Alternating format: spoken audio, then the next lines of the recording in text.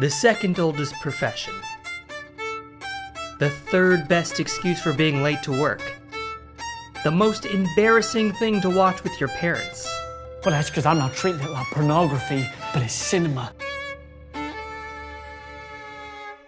So, sex is back on the table, I guess? There goes the monetization for this video. Sex in movies is back. Over the past couple of years, mainstream movies from every genre have started incorporating sexual intimacy into their plots, character development, and cinematography. This may come as a surprise to anybody under the age of 30, myself included, but apparently there used to be a whole lot of physical intimacy in the movies. The more devious among us might remember classics like American Pie. Oh, and this one time at band camp, But it turns out the 1990s were a golden age of sex, drugs, and rock and roll. But mostly the sex and drugs part. Now I've taken the liberty of doing hours of long, hard research into the subject. Tirelessly watching movies that feature erotic content.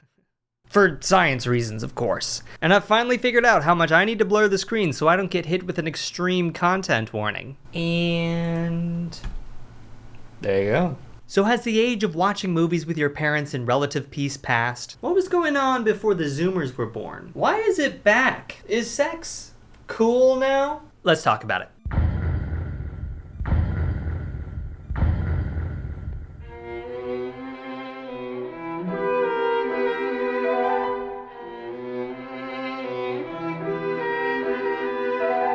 So big shocker, things were popping off in the 90s. Back in the 90s, I was in a very sexy TV show. But showing sex and nudity in cinema had been prevalent since the invention of the camera. Quick film history lesson. In the late 19th and early 20th century, directors continuously pushed the boundaries of what audiences could watch on the silver screen. In 1896, we saw the first on-film kiss in The Window Jones by Edison Studios. Movies like Traffic in Souls in 1913 and Queen Kelly in 1929 featured scenes inside brothels, with plots revolving around promiscuity and lust, mainly reflecting the current culture of the Roaring Twenties.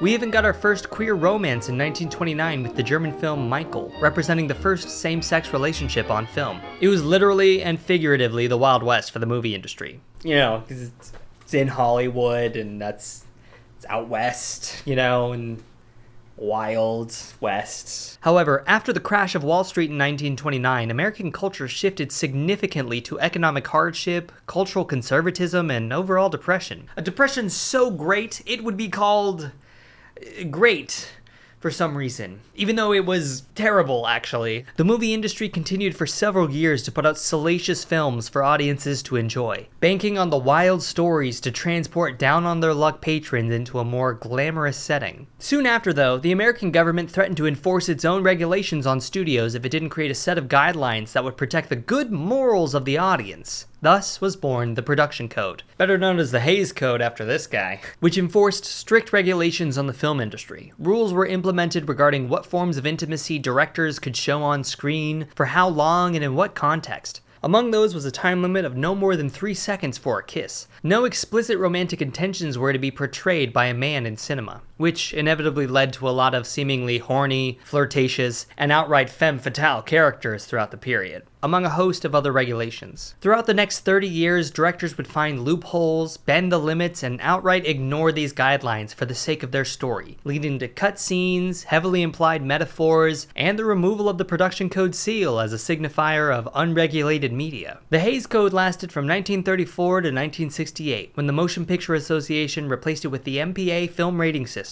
Instead of a one-size-ruins-most system to make movies friendly to everybody, different letter ratings were created to signify the target audience. G, PG, PG-13, R, you all know them. You've seen them. You've tried to get your parents to take you to see Zombieland in middle school because your cool friend got to see it, and they said it was the must-watch movie of 2008, but when you tried to ask your parents to go, your parents said, no, we don't want to watch a movie with Jesse Eisenberg in it because he's a little too weird to be paying money to go to a theater to see him in a movie. So you didn't get to see it, and it totally ruined your entire middle school experience.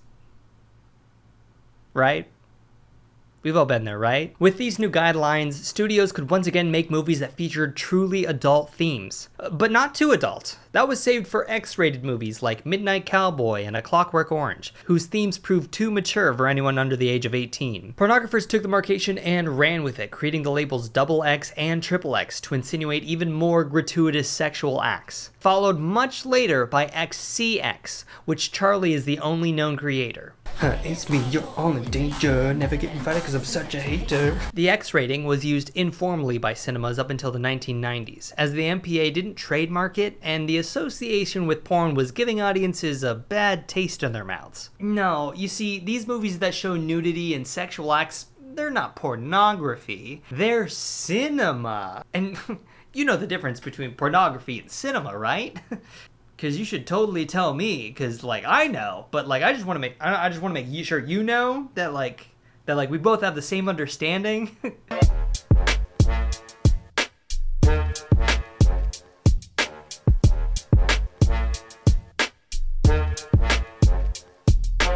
The dawn of the 1990s was also the birth of the NC-17 rating, but it also was the height of sexual liberation in media. Though the 80s had seen their fair share of erotic themes in movies like American Gigolo, Body Heat, and An Officer and a Gentleman, no longer were films that showed sex automatically pushed into the new NC-17 rating. Instead, a whole host of movies revolving around sexual promiscuity, identity, and erotic themes took to the silver screen like never before. Movies that came out around this time blurred the lines between what was considered porn and what was cinema. And let me tell you, there's not much difference. Now here's the twist, and there is a twist.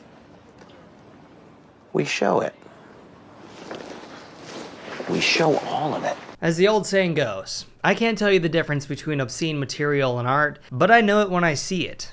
And honestly, I'm seeing a lot in these movies. Like, clear my browser history levels of intimacy. It would be naive to say that physical intimacy never belongs in film and television. Narrative art is supposed to incite feelings from the audience. It asks you to suspend your disbelief, empathize with the protagonist, and hate the antagonist. In good art, meaningful art, there aren't any boundaries. Theoretically, anything can be done if it's done tastefully. If the writing is believable, the characters' actions are justified, and the sound, cinematography, set, costume, hair, and makeup design all enhance the story. If everything is working, physical intimacy is a valid thing to show. Now the real question is, do any of these movies actually accomplish that?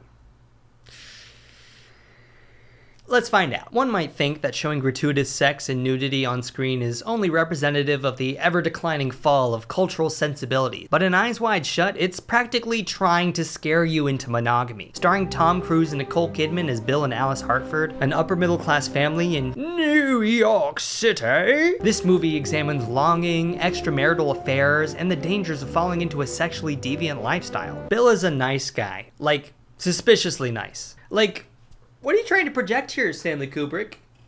Kinda nice. This makes it all the more shocking when his wife Alice admits that on their last summer vacation, she had seen a Navy officer with whom she would have left Bill and her daughter to be with for just one night. Hearing this absolutely demolishes Bill's confidence and trust in his wife, leading him to make several attempts to sleep with other women later that night. But poor Bill over here is just such a nice guy that he could never actually cheat on his wife. The vulnerable daughter of a recently deceased patient? No, not her. The sex worker that invites him in for some fun? Just pay her for her time and get out of there, Bill. The costume store owner's underage daughter who just got done having a good time with two elderly Asian men? Not for good old Bill. But a costume party at an estate in upstate New York where everyone is dressed in tuxedos and masks? One where you have to give a password to get in? Conveniently given to him by a pianist he met at a Christmas party? And where some kind of wild sexual ritual with religious undertones is happening with nude women in masks bonking the Illuminati?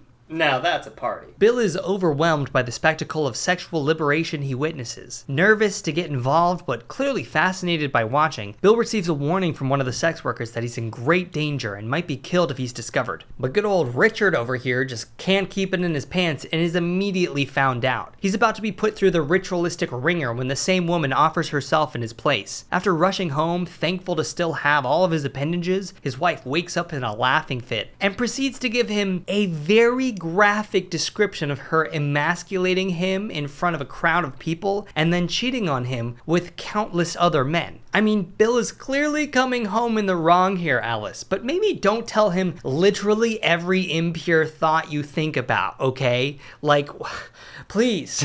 This is crazy. Bill, further frustrated by not getting his rocks off the night before, goes looking for answers, finding his pianist missing, the sex worker with an AIDS diagnosis, the costume shop owner flat out offering his daughter up for pay, and the presumed masked sex worker at the creepy party dead. All of this escalates to him coming home and finding that someone else has entered his house and left the mask he wore to the estate on his pillow. He eventually breaks down and tells Alice everything, putting an immense strain on their relationship. I don't think it should necessarily take a demonic sex cult to strengthen the bond between a husband and a wife, but the sheer spectacle is representative of the imagined possibilities of being unfaithful. If you're in an open relationship, that's something you should have already communicated with your partner before getting serious. And if you have sexual thoughts or feelings about other people, which is a totally normal thing to have, consider your partner's perspective before telling them or intentionally trying to do something with that other person. Showing nudity and sexual deviancy in this movie is the ultimate representation of the emotions that Bill and Alice are struggling to cope with. It's only after they're both scared monogamous that they accept their commitment to each other. But let's say you are in an open, ethical, non-monogamous relationship and still want to get freaky. Well then Crash, not the phony, performative woke Pulp Fiction knockoff from 2004, Crash 1996, is the perfect movie for you.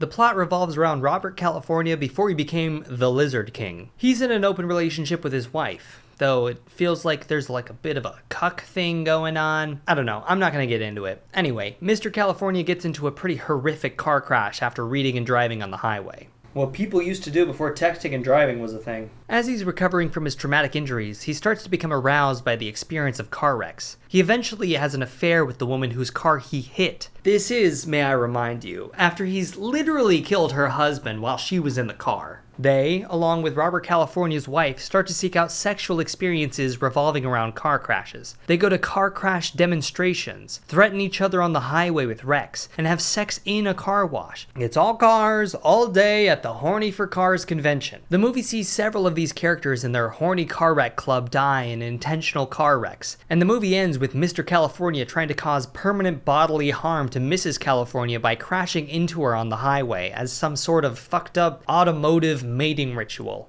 This movie is... well, let's just say I'm a little bit less upset about poor things after watching this movie.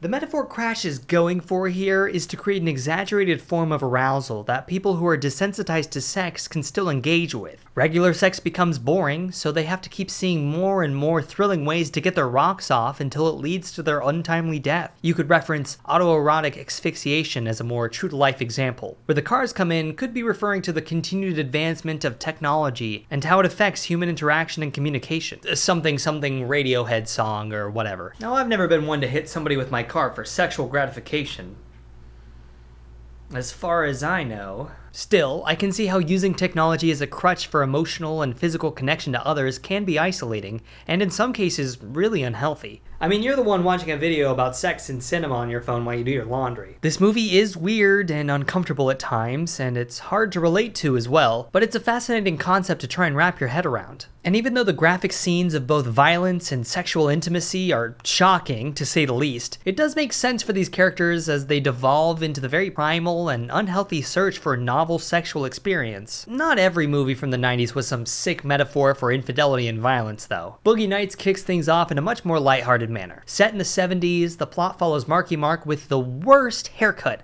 I have ever seen. I mean, look at that. As he joins the pornography industry as a 17-year-old. Set in the 70s? Underage guy seduced by an older woman? Was this written and directed by Paul Thomas Anderson? You know, the guy from Licorice Pizza, the movie about an underage boy seduced by an older woman in the 70s? I should have known better. If you haven't seen my video on underage boys and adult women, this story was his first draft on the concept. Mr. Anderson over here really wants to be an underage sex icon from the 70s. This movie is a humorous take on the porn industry though, joking about men's refractory periods, the low intelligence of himbo actors, and the industry's love affair with Mark Wahlberg's massive schlong. If you're gonna make a movie about the porn industry, it would make sense to show sex in the film. You don't have to, by any means, but the act of showing it isn't out of context. The characters are intentionally larger than life, so most of the believability can be adjusted given the over-the-top nature of the story. I'm not super jazzed about a 17-year-old being coerced into the porn industry, even in a comedic tone like this, and the fact that it's an underage boy doesn't make it any less predatory, but it's clear that he enjoys his work and feels comfortable with his scene partners and the director, in like a weird fatherly way though. And even though the vast majority of the porn industry is essentially a sex trafficking ring at this point, that doesn't mean that there aren't any examples of a healthy, consensual work environment in this field. My biggest qualm with the movie is that the plot just kind of devolves into chaos by the end, and after a quick apology party, everyone returns to business as usual.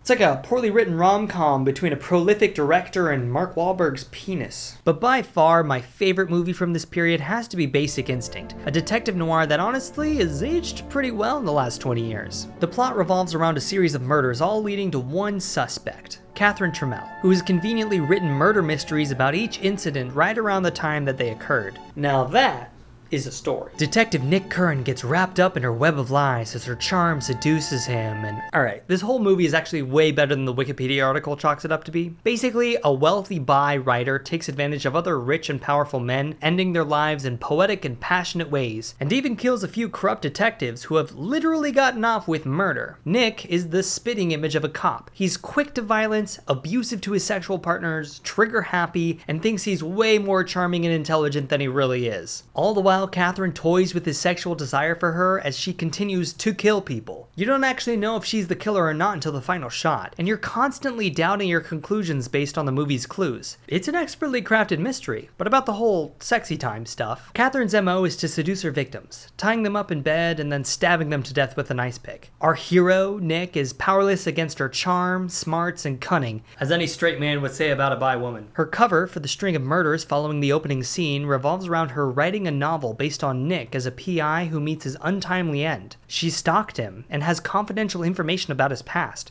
notably the 2 murders he was acquitted of and the death of his wife. He plays right into her hand, and by the end of the movie, the only reason he doesn't die exactly like the book predicts is because she decides to let him live. Lust plays a massive part in this movie. It's the weapon Catherine uses to kill her victims. It's the vice that Nick ultimately succumbs to, bringing him back to drinking and smoking after quitting. It's violent. It's passionate. It's integral to the plot. If anything, I was rooting for Catherine to kill him by the end. He is a danger to society, and that smarmy little look on his face just pisses me off. But that's the beauty of Basic Instinct. 2 incredibly flawed characters collide spectacularly, leaving dead bodies strewn all over San Francisco. Sex is used as both a crutch and as a weapon. Overall, the movies I watched during this period felt like pretty good examples of how to put sex into a film without making it feel like porn. Movies about the porn industry aside, obviously. And attach themes of intimacy, lust, and desire with the plot and the character development. I don't really relate to most of the characters in these movies, but the themes that they're navigating are pretty universal, outside of the batshit circumstances most of them appear in. All of these movies are rated either R or NC-17, so it's pretty clearly marked who should be watching them. And the intimate moments you do see on screen vary from appropriately erotic to downright uncomfortable, but it's always intentional. My only 2 major complaints are about teasing age of consent laws. For shame, Boogie Nights, for shame. And the one scene from Basic Instinct where Nick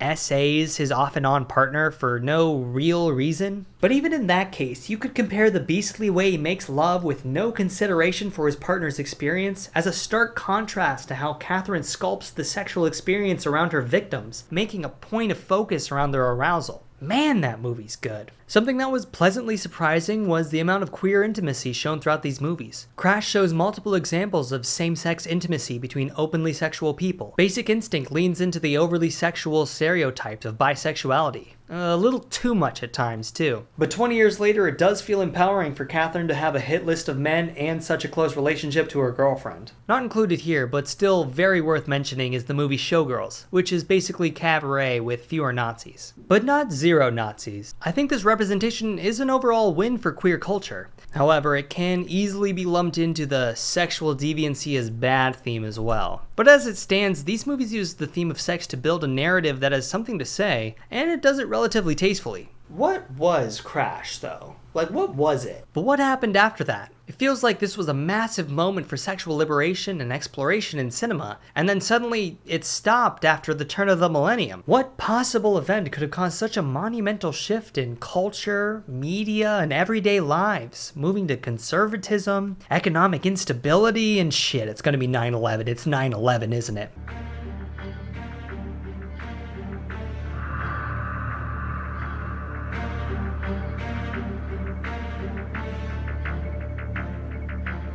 I don't think Gen Zers know the cultural impact that 9/11 had on everything in America. We were calling French fries freedom fries because France was like, hey, maybe don't invade several unrelated countries in the Middle East after immediately getting attacked. Consumers were encouraged to shop because that was the patriotic thing to do. Anyone even remotely resembling someone from the Middle East was the immediate target of religious persecution and violence. Things were not going well. Sex and drugs were out. War and policing were in. And who should come along but the best representation of the American police state and media than the element himself, Iron Man. Truth is,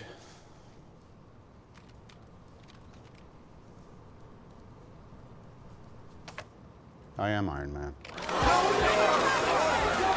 The moment Iron Man came out, it was all downhill from there. Marvel movies took over cinema like anime did to Hot Topic. No one could touch them. Not DC, not television. Disney was in a league of their own. And to create the broadest appeal possible, it proceeded to sanitize every single thing that could remotely be deemed as not family friendly. Not violence, obviously. We love violence. We get hard on violence. Violence is our sex in America. But actual sex? Get real. Ironically, Iron Man was supposed to stand as a welcome change to the current power structures in America. The whole first movie is about him coming to terms with the damage he's caused as an arms dealer. He was intelligent, wealthy, attractive, an asshole. You can't be mad at Tony Stark. He's a genius. Who knows what's best for the United States? For the world? For the galaxy? Forget the part where he creates an AI that craters an entire country. Ignore the literal ass-kissing he does to the US government, handing over all of his tech right after they find out that half of the government were Nazis. Don't worry about him putting a hit out on the literal poster child of America because he's questioning how the US government is doing things just a little bit. He's the man. The Iron Man. There's no time for sex when there's a developing nation to destroy, but there is time for a mandatory, and I mean mandatory, shoehorned romance. If you splice together every moment between Tony Stark and Pepper Potts, could you actually tell they were in a relationship? Doubtful. I'm not trying to say that we need explicit sex scenes to seal the deal, but come on, do they like each other? There must be some desire, longing, or romance to justify the relationship. Are Banner and Black Widow in a relationship? Or is she just his caretaker? Are Pepper Potts and Tony Stark in a relationship? Or is she just his caretaker? Is Steve in a relationship with her? Or her? Or him? Or her? Or him? No. Like most Democrats, it's all virtue signaling and no actual substance. Marvel took every form of romance, juiced it until there was nothing left, and crammed it into a high-octane male fantasy that feeds on war and black and white conflict. Enemies to lovers? Sanitized. Trauma bonding? Sanitized.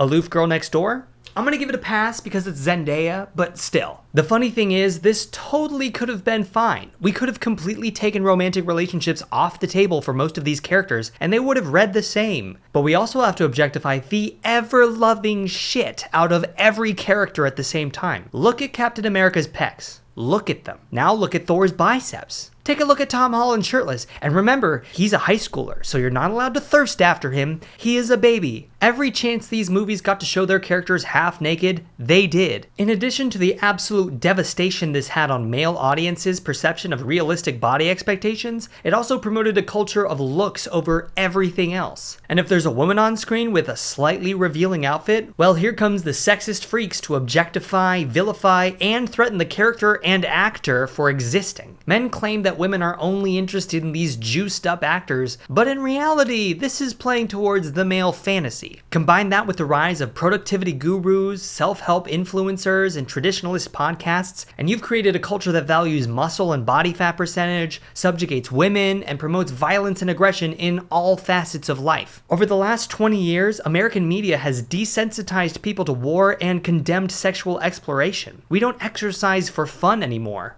We train. For what exactly? I don't know. Higher numbers, more miles, better form, status symbols to show that we're more desirable without actually desiring any of the things we value. This feeds into diet culture too. A lower caloric intake leads to lower libido. An increase in SSRIs and anxiety medication, which has gone up significantly in the younger generation, also affects sex drive. Historically, in times before war, an obsession with individual self-improvement goes up. What does that say about a culture obsessed with diet, exercise, and abstinence? We have our own presidential fitness test that was implemented in the mid-20th century to ensure the increased need of bodies were prepared. This has been documented in Germanic and Norwegian culture around the end of the Napoleonic era, and also in British culture in the 19th century. Even yoga was a result of the Indian independence movement of the 1920s and 30s. The 90s had their fair share of horrific body expectations, especially with the whole heroin chic thing going on. But at the very least, sex was a thing that happened, that people could relate to, that you could imagine was being done. Batman may have been a goofy guy with nipples on his costume, but at least he fucked. This doesn't just apply to Marvel either. Star Wars fails at multiple different relationship tropes too. Poor Finn. They make him so thirsty for Rey, Rose, and that one other stormtrooper for some reason, even though he still has feelings for Rey in the third movie. Also, poor Rose. They bullied her out of Twitter before Elon even took over, and she's in The Rise of Skywalker for about 15 seconds, sans any romance this time. Disney doesn't commit to anything. And don't even get me started on Rey and Kylo Ren. That came out of nowhere, especially when they had decent chemistry as adversaries abused by the system. The hottest part of this movie was between Poe and Finn, because God forbid two guys can actually have a good conversation, which means they had to retcon everything in the last movie by giving Poe some old flame to make sure you know he's straight, and then telling audiences that there is going to be a queer romance in there, which actually means they're just going to put a throwaway kiss at the very end like you could miss by blinking. The existence of a Poe and Finn fan relationship means that people know what good relationship building looks like, and they aren't buying some ham-fisted romance you try to jumpstart for 3 movies. Compared to the original trilogy, these hollow character arcs have nothing going on. It's been widely accepted by fans that Luke and Leia had sex after the first movie, which is like a whole incest thing that I don't need to get back into. But at least Leia and Han Solo had a decent enemies to lovers arc by the end of the trilogy, one that made sense and had a bit of chemistry in it. This is a huge reason why people my age are so sick and tired of seeing relationships in every single piece of content that exists. If you're just putting it in there because you think you have to,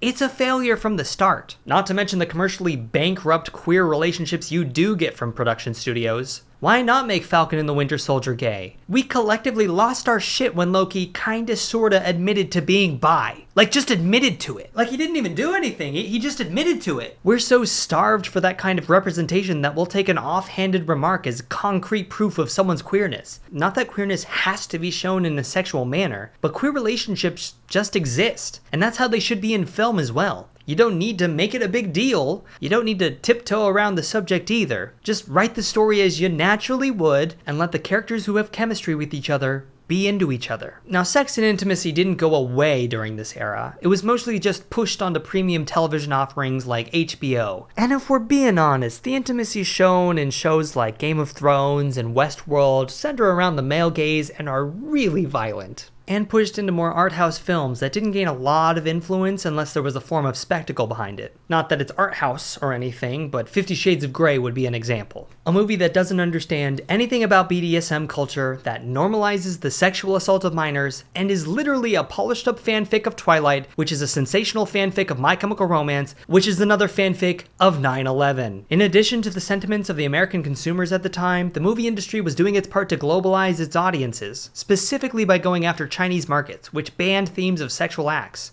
But all during this time, consumers' desire for this media never entirely went away. As a matter of fact, it's been festering like this for 2 decades. 20 years of sexual repression that has only just now started to be addressed in the media we watch. Speaking of that media,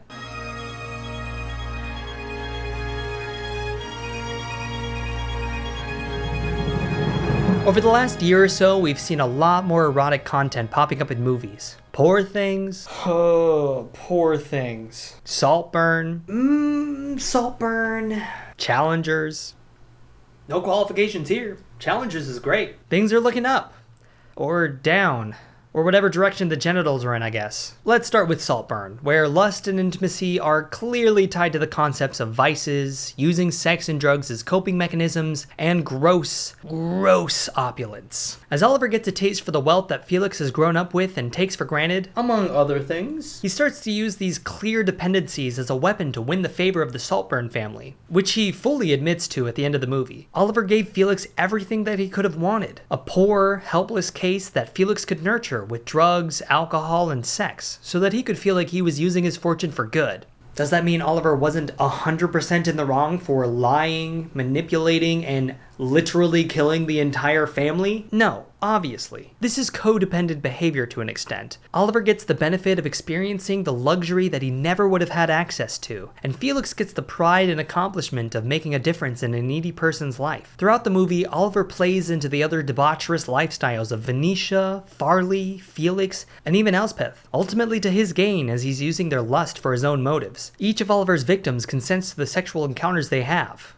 while they're alive. Venetia and Farley love the drama and intrigue of playing with Oliver. It's unorthodox for them to bother with a nobody like him, which adds a level of taboo and drama between him and Felix. The movie really plays into this forbidden lust by creating scenarios that would make most audience members uncomfortable, like when Oliver gets his vampire teeth, or when Oliver sucks down Felix's gamer girl water, or when he fucks Felix's grave. Bro, not the Belle Delphine treatment. Saltburn definitely pushes the boundaries of what most people would deem appropriate as far as sexual intimacy goes, but the sexual acts we see are no more explicit than that of Crash or Basic Instinct. Saltburn also contextualizes its intimacy by revealing Oliver's motives during the scenes. Really, the most shocking reveal would be after Felix's death, when Oliver fully reveals that he's been hunting the Saltburn family for sport, playing for a claim to their fortune, which he eventually gets. He turns into a debased psychopath by the end of the movie, but everything leading up to that point is at least comprehensible. I mean, who wouldn't want to eat the rich, am I right? If Boogie Nights was the optimist version of the porn industry in the 70s, then X is the puritanical Christian's view. This movie follows a small porn production as they drive out into the middle of nowhere, Texas to use a farmhouse as a setting for their next film. The elderly couple who own the farm eventually discover what the group is up to, and the wife, Pearl, wants in on the action. After being denied a sexual advance by the cinematographer RJ,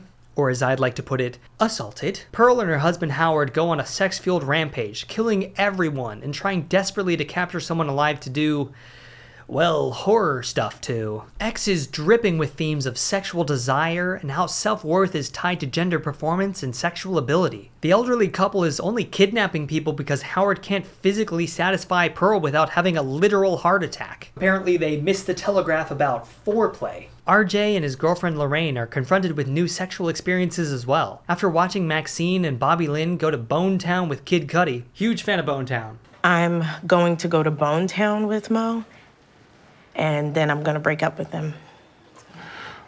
Wow. Lorraine asks if she can film a scene as well. Much to RJ's protest, they go through with it, leading to a complete breakdown of trust and faithfulness to each other. This might be controversial, but I'm siding with RJ on this one. If you're in a committed, monogamous relationship with someone and you want to change the arrangement, that kind of puts you in the wrong, especially if it takes an entire group of people to pressure the other person into being okay with it. Like, what were you thinking, Jenna? It's like they watched Eyes Wide Shut and then played it out in reverse. There's also a striking amount of jealousy throughout the movie. Pearl is jealous of Maxine for her youthfulness, and Howard is jealous of Kid Cudi, Probably because his rap career never took off like he hoped. There are so many motives going on in each character, which makes the eventual clash so much more visceral and meaningful. And since this is a full-on slasher horror movie, playing into the sexual deviancy that is historically tied to the genre makes sense. Showing nudity and sexual intimacy in this movie enhances the tie between doing something impure and being punished for it. We see glimpses of that through the clips on TV and radio shows talking about repenting for your sins and not being tempted by the porn production going on in your spare cabin. Somehow Poor Things manages to have more sex in it than Saltburn, Basic Instinct, and Boogie Nights combined, and literally none of the nuance or titillation. Ha! I'm gonna try and keep this focused on just the sexual aspects of the movie, but you could make a whole video based on all of the wacky themes going on in this one. Right from the get-go, we're introduced to Bella Baxter through the male gaze, and we never really leave that perspective throughout the entire movie. Everyone in this movie is trying to take advantage of Born Pretty Yesterday over here, and she's just trying to understand the philosophy of existence. The honestly outrageous sex scenes that she has with Duncan are like watching an SNL documentary. It's goofy, looks exhausting, and feels just unrealistic. And I'm sure that's what the movie was going for, but the way they portray it just feels physically impossible. Like, how did you create a sex scene that is more ridiculous than the movies that are about porn? Seriously, it's what I imagine most men think sex is supposed to be before they've ever been with a partner, and all they have to go off of is the ridiculous depictions in porn. But like, somehow more impossible? This transitions into a different kind of unusual when we reach the brothel part of the movie. Swiney, as a character, is kind of evil. Like, yeah, Duncan is a disgusting creep preying on literal baby women. He fawns after innocence and fetishizes being able to teach her everything he knows about the world. He wants to own her as a person, and that's wrong. But there's something gross about a woman who has experienced the same situation that Bella is in, working in the brothel, and instead of creating a work environment that's safer and less degrading to her workers, she literally encourages the abuse because it builds character? Through this degradation, Bella further explores her sexuality, experimenting with women. Ooh, girls kissing? Ooh, now that is sex. That is sex. And she learns more about her existence as part woman, part pubescent teen. Finally, she returns home, a fully developed, fully sexual woman, and then she must confront her husband for some reason. I like the idea of exploring humanity through the eyes of a woman who has just gained consciousness as an adult, but this is one of the cases where I'm not sure starting with sexual pleasure and keeping it as an integral part of the movie was necessary. Sexuality is an essential part of humanity, but there's something a little off about a story written by a man, turned into a movie written and directed by men, and almost entirely focuses on the sexual nature of a woman with the cognitive ability of a toddler through the perspective of men. Like, wouldn't she feel a little upset about the experiences that she had had when she didn't know any better? Like, technically she did consent to those actions, but at the same time, when you don't cognitively know what you're signing up for, that can leave some irreparable damage that you need to sort out later in life. But the best we get is her kind of going to med school and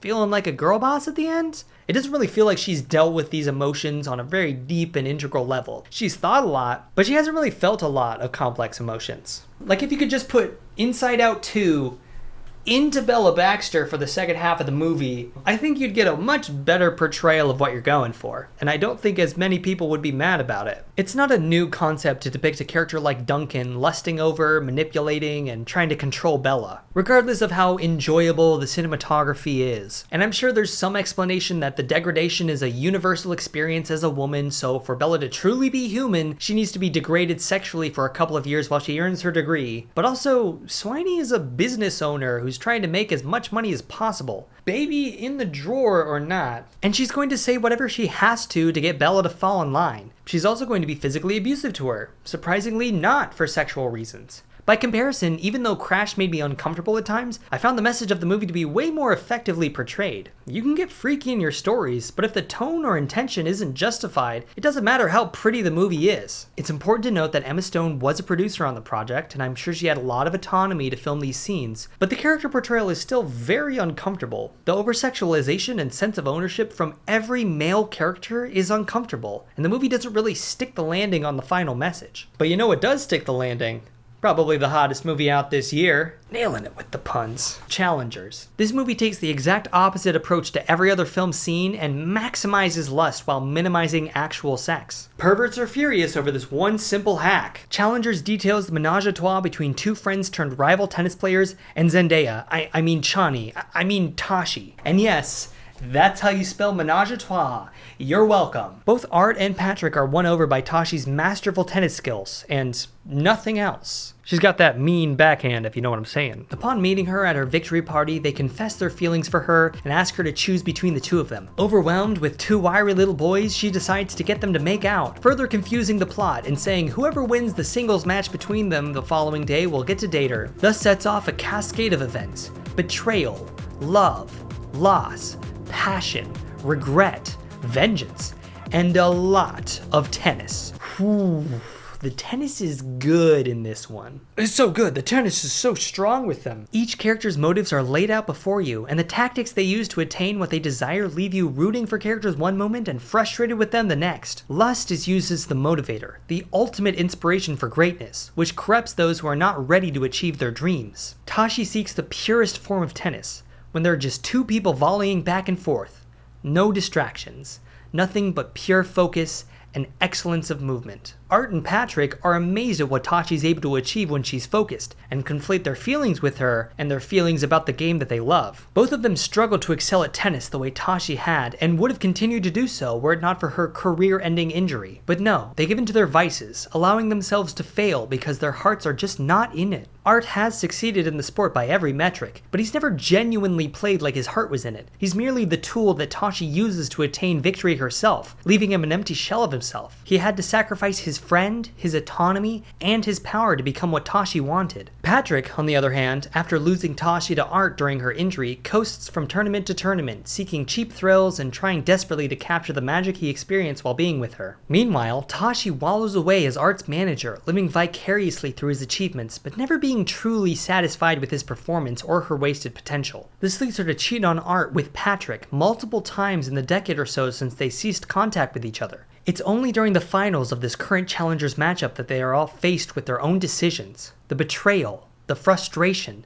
the lust, that they finally attain the purest form of tennis. It's just Art and Patrick, alone on the court, volleying back and forth, playing to their maximum capacity. I think it's easy to view Tashi as the spoiler to this beautiful bromance we see blossom in the last scene of the movie. It's a tale of two brothers, bound by a game they love, and that one time Patrick showed Art how to masturbate in grade school, conquering the game of tennis in the face of the love of both of their lives. But Tashi represents the game of tennis itself, elusive, demanding at times, loving at others, constantly pushing both of them to attain their maximum potential. It's only when they've synthesized their love for Tashi and for tennis that they go Super Saiyan on the court. Though we never see any explicit scenes between our characters, the story uses sex as a crutch, exemplifying dissatisfaction and also using it as a motivation. During the final tennis match, Art and Patrick are not only playing for the future of their careers, but they're also playing for Tashi herself. Sex and desire in this movie are integral to the characters and the plot. Of all the modern examples, this is probably the most erotic of the bunch, while simultaneously being the least revealing, proving that you don't need to show sex to allude to the feelings evoked from the act. It's possible that adding more explicit scenes to the movie would have had less of an impact on the story. But as it is, we're already showing plenty of intimacy in the starts and ends of these moments. It's also important to note that the other examples were using the shown sexual acts as a trigger for other thematic elements like exploration, manipulation, and violence. In those films, revealing more pushes the impact of those moments away from the sensual and into the other emotional states intentionally. Less sex on screen doesn't inherently mean better, it just means more effective for different reasons. These are some of the most notable movies to come out in the last year or so, but movies like Anyone But You, No Hard Feelings, and Hitman, among many other movies, are starting to flirt with sexual themes in their work. Bridgerton just wrapped up another season of steamy romance that demonstrates a clear female gaze in its story, and people are raving about it. Oftentimes, the social posts you see about that show don't talk about any sexual activity at all. Mostly it's about how much of a drama queen Colin and Penelope are being, but the fact that these conversations are happening while people are praising the intimate moments between the two is proof that you can have both substance and sexuality. Part of the rise in these themes can be attributed to the US not putting as much stake in the Chinese market, since they primarily turned away from American media in the last couple of years. It also doesn't hurt that we finally pulled out of the most prolonged conflict the US has ever been in a couple of years ago. Not to mention, intimacy coordinators are becoming a lot more common on set. This gives actors a lot more confidence in doing these scenes, and also ensures that there aren't any severe power imbalances between the actor and the director. And we're also cooling off from the oversaturation of the Marvel movie, and I do mean movie, because there really is only one kind of movie that Disney puts out anymore. All of these factors are leading directors to explore different subjects, themes, and ways of storytelling. Writers are taking a solid step away from this type of storytelling and are providing media that once again taps into the intimacy and sexuality from the 90s. And it's not just happening in film and television. 1 second he's out of reach, and the next his mouth is on mine, hot and insistent. Gods, yes. This is exactly what I need. I'm trapped between the immovable stone of the wall and the hard lines of Xaden's body. The rise in romance novels has hit an all-time high, thanks in large part to the Twilight, to 50 Shades of Grey, to A Court of Thorn and Roses pipeline. Book talk and the greater literary world are having their own reckoning when it comes to intimacy in books. Is it appropriate for young adults to be reading about sexual themes at such a young age? Should we stop promoting books with sexual content because of how it may affect the youths? Well, let me tell you, I read Looking for Alaska in high school, and it had no impact on my want, nor my ability to have sexual experiences. I don't think anything could have helped with that, though. The reality is, teens are going to get their hands onto these books and movies whether adults think it's appropriate or not, through friends or through the internet. And those pieces of media are not nearly as damaging as any form of actual pornography that is just as easily accessible. Remember, the key difference is the actual substance that these movies and books provide. Just like ContraPoints pointed out in her video on Twilight, people know when things are exaggerated or fake or not real, and you need to be able to trust them to understand that vampires don't exist, nor do fairies, except for billionaires. Billionaires do exist. Unfortunate though, truly an L. I'm not out here promoting forced child sexuality. I just remember when I was a kid, I found my way onto those places all by myself. Many kids naturally have romantic feelings for the characters they see in television and movies. They don't even have to be real humans.